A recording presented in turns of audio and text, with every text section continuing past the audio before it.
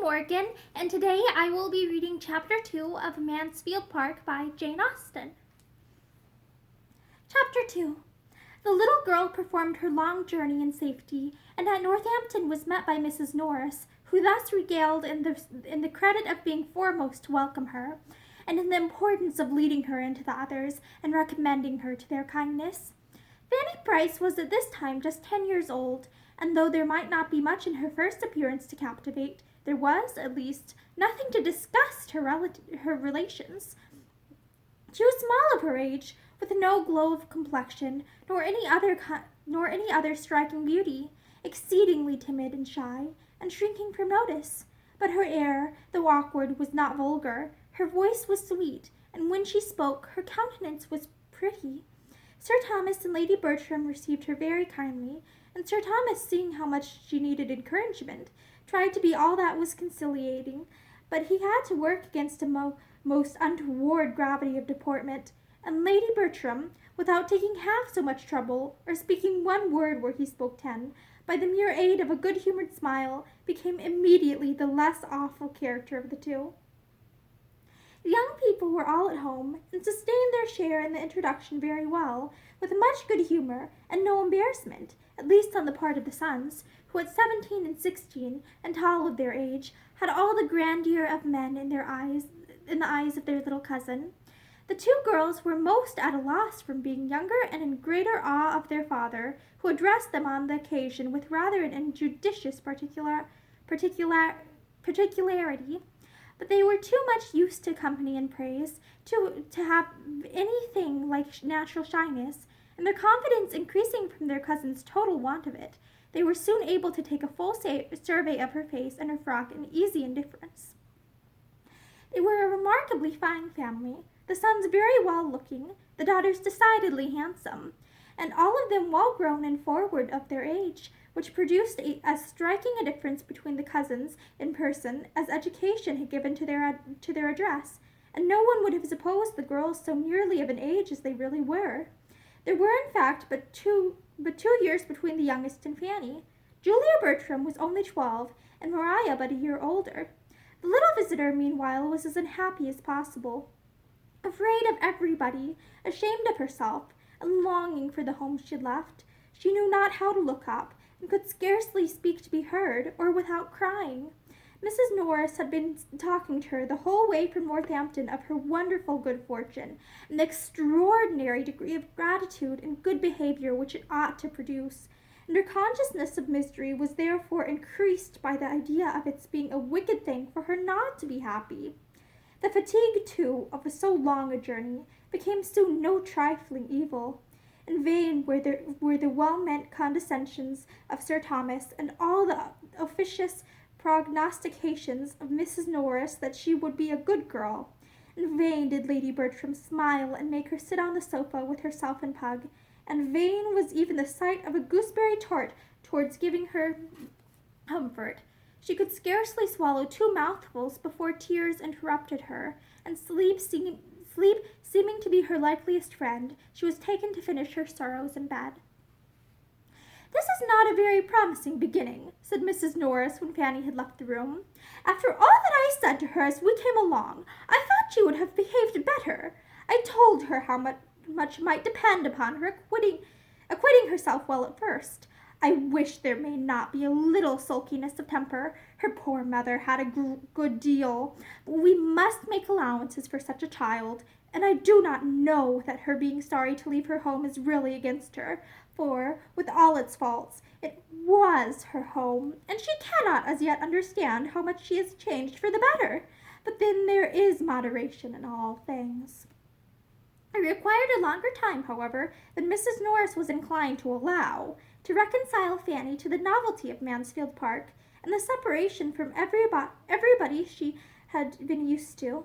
Her feelings were very acute, and too little understood to be properly attended to.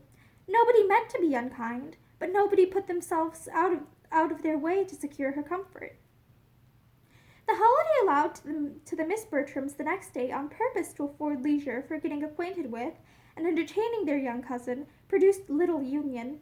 They could not but hold her cheap on finding that she had but 2 sashes, and had never learnt French, and when they perceived her to be little struck with the duet they were so good as to play, they could do no more than make her a generous present of some of their least valued toys, and leave her to herself, while they adjourned to whatever might be the favorite holiday sport of the moment, making artificial flowers or wasting gold paper.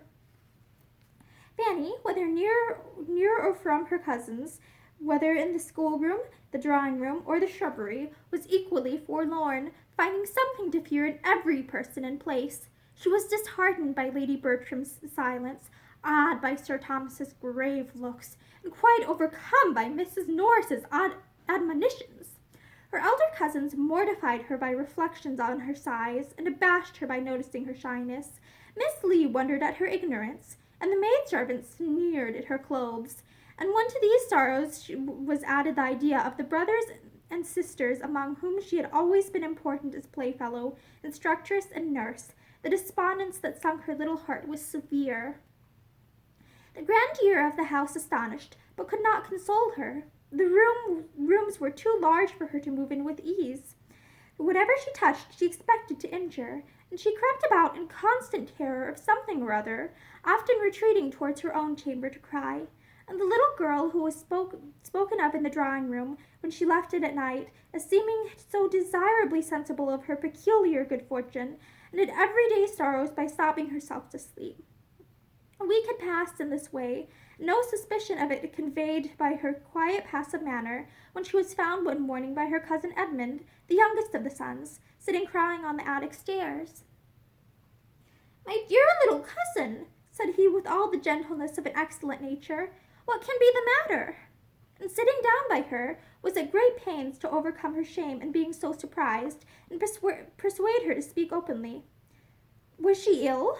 Or was anybody angry with her? Or had she quarreled with Maria and Julia? Or was she puzzled about anything in her lesson that he could explain? Did she, in short, want anything he could possibly get her, or do for her? For a long while no answer could be obtained beyond a "No, no, not at all, no, thank you."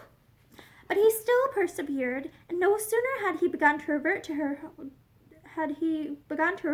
own home than her increased sobs explained to him where the grievance lay. He tried to console her. "You are sorry to leave mamma, my dear little Fanny," he said, "which shows you to be a very good girl. But you must remember that you are with relations and friends, who all love you and wish to make you happy. Let us walk out in the park, and you shall tell me about your brothers and sisters." On pursuing the subject, he found that dear as all these brothers and sisters generally were, there was one among them who ran more in her thoughts than the rest. It was William whom she talked of most and wanted most to see. William the eldest, a year older than herself, her constant companion and friend, her advocate with her mother, of whom he was the darling, in every distress. William did not like she should come away. He had told her he should miss her very much indeed.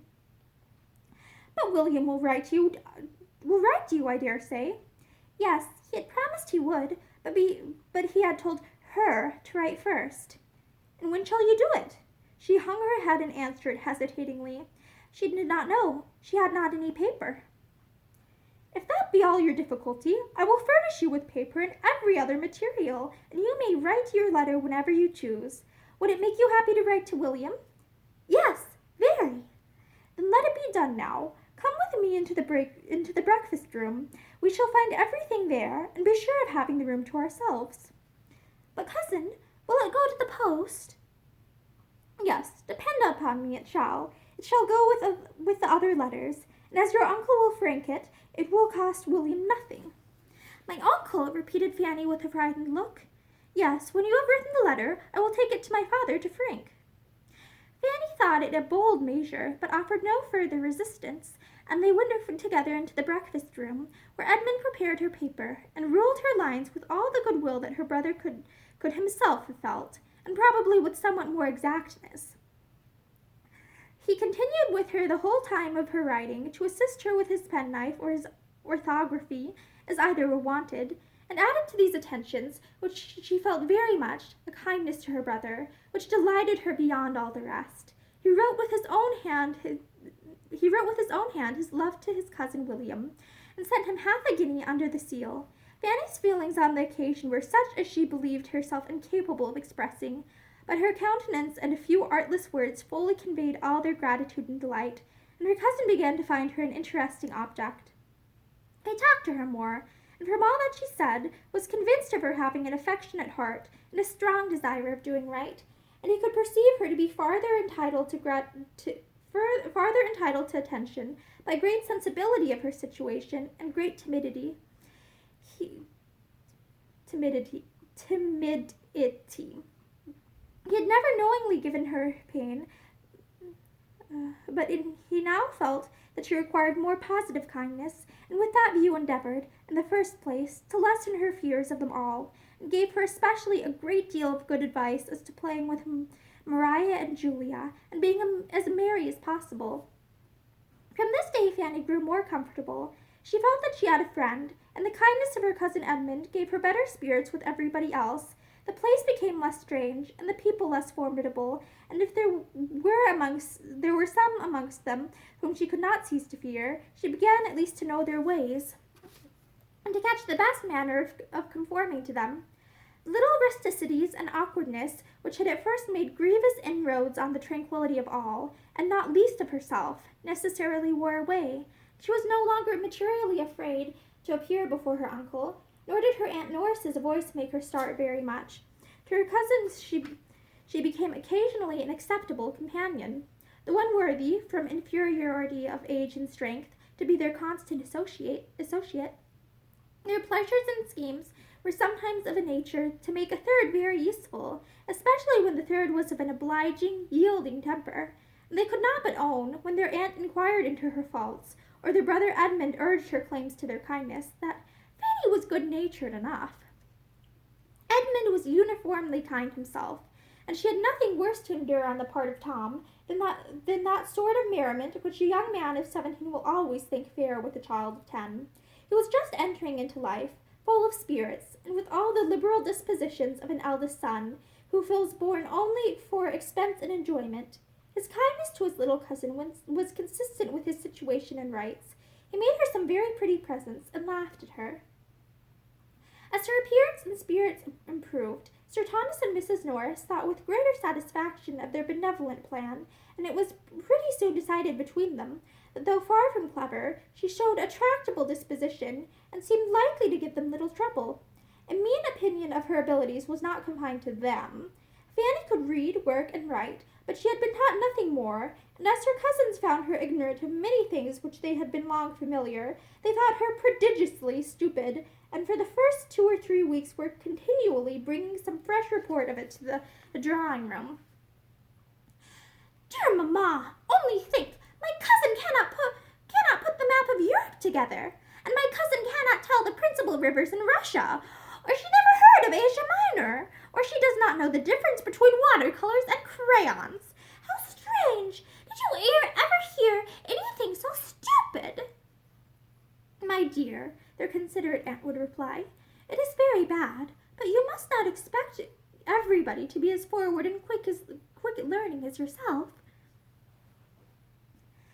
"But, aunt, she is really so very ignorant. Do you know, we asked her last night which way she would go to get to Ireland, and she said she should cross the Isle of Wight. She thinks of nothing but the Isle of Wight, and she calls it the island, as if there were no other island in the world. I am sure I should have been ashamed of myself if I had not known better long before I was so old as she is.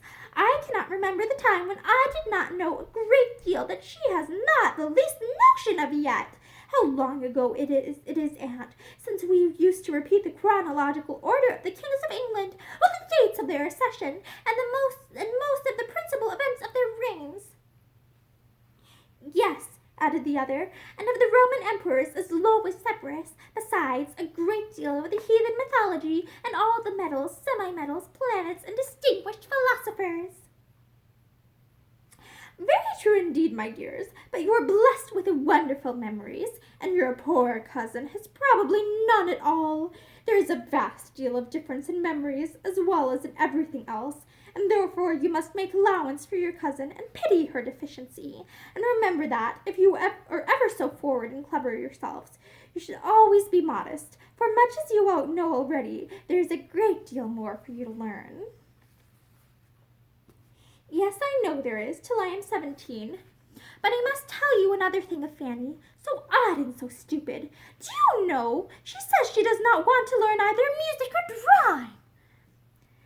To be sure, my dear, that is very stupid indeed, and shows a great want of genius and emulation. But all things considered, I do not know whether it is not as well that it should be so, for, though you know, owing to me, your papa and mamma are so good as to bring her up with you, it is not at all necessary that she should be as accomplished as you are. On the contrary, it is much more desirable that there should be a difference.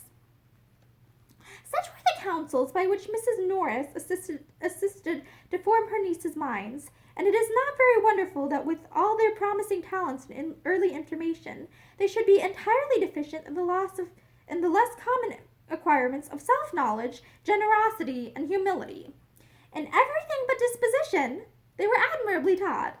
Sir Thomas did not know what was wanting, because, though a truly anxious father, he was not outwardly affectionate, and the reserve of his manner repressed all the flow of their spirits before him. To the education of her daughters, Lady Bertram paid not the smallest attention. She had not time for such cares. She was a woman who spent her days in sitting nicely dressed on a sofa, doing some long piece of needlework, of little use and no beauty, thinking more of her pug than her children, but very indulgent to the latter, when it did not put herself to inconvenience. Guided in everything important by Sir Thomas, and in smaller concerns by her sister. Had she possessed greater leisure for the service of her girls, she would probably have supposed it unnecessary, for they were under the care of a governess, with proper masters, and could want nothing more. As for Fanny's being stupid at learning, she could only say it was very unlucky, but some people were stupid, and Fanny must take more pains. She did not know what else was to be done, and except her being so dull, she must add, she saw no harm in the poor little thing, and always found her very handy and quick in carrying messages and fetching what she wanted. Fanny, with all her faults of ignorance and timidity, was fixed at Mansfield Park, and learning to transfer in its favor much of her attachment to her former home, grew up there not unhappily among her cousins. There was no positive ill nature in Maria or Julia, and though Fanny was often mortified by their treatment of her, she thought too lowly of her own claims to feel injured by it. From about the time of her entering the family, Lady Bertram, in consequence of a little ill health and a great deal of indolence, gave up the house in town, which she had been used to occupy every spring, and remained wholly in the country, leaving Sir Thomas to attend his duty in Parliament, which, with whatever increase or diminution of comfort might arise from her absence. In the country, therefore, the Miss Bertrams continued to exercise their memories, practice their duets, and grow tall and womanly, and their father saw them becoming in person, manner, and accomplishments everything that could satisfy his anxiety. His eldest son was careless and extravagant, and had already given him much uneasiness, but his other children promised him nothing but good. His daughters, he felt, while they retained the name of Bertram, must be giving it new grace, and in quitting it he trusted would extend its respectable alliances. In the character of Edmund, his strong good sense and uprightness of mind, but most fairly for utility, honor, and happiness to himself and all his connections. He was to be a clergyman. Amid the cares and the complacency which his own children suggested, Sir Thomas did not forget to do what he could for the children of Mrs. Price. He assisted her liberally in the education and disposal of her sons as they became old enough for a determinate pursuit. And Fanny, though almost totally separated from her family, was sensible of the truest satisfaction in hearing of any kindness towards them, or of anything at all promising in their situation or conduct. Once, and only once, in the course of many years, had she the happiness of being with William. Of the rest she saw nothing. Nobody seemed to think of her ever going amongst them again, even for a visit. Nobody at home seemed to want her, but William, determining, soon after her removal, to be a sailor, was invited to spend a week with his sister in Northamptonshire before he went to sea. Their eager affection in meeting, their exquisite delight in being together, their hours of happy mirth, and moments of serious conference may be imagined, as well as the sanguine views and spirits of the boy even to the last, and the misery of the girl when he left her. Luckily, the visit happened in the Christmas holidays, when she could directly look for comfort to her cousin Edmund, and he told her such charming things of what William was to do and be hereafter, in consequence of his profession, as made her gradually admit that the separation might have some use. Edmund's friendship never failed her. His leaving Eton for Oxford made no change in his kind dispositions, and only afforded more frequent opportunities of improving them. Without any display of doing more than the rest, or any fear of doing too much, he was always true to her interests, and considerate of her feelings, trying to make her good qualities understood, and to conquer the diffidence which prevented their being more apparent, giving her advice, consolation, and encouragement. Kept back as she was by everybody else, his single support could not bring her forward, but his attentions were otherwise of the highest importance in assisting the improvement of her mind, and extending its pleasures. He knew her to be clever, and to have a quick apprehension as well as good sense, and a fondness for reading, which, properly directed, must be an education in itself. Miss Lee taught her French, and heard her read the daily portion of history, but he recommended the books which charmed her leisure hours. He encouraged her taste, and corrected her judgment. He made reading useful by talking to her of what she read, and heightened its attraction by judicious praise. In return for such services, she loved him better than anybody in the world except William. Her heart was divided between the two. And that is the end of chapter 2. Thank you, and have a good day.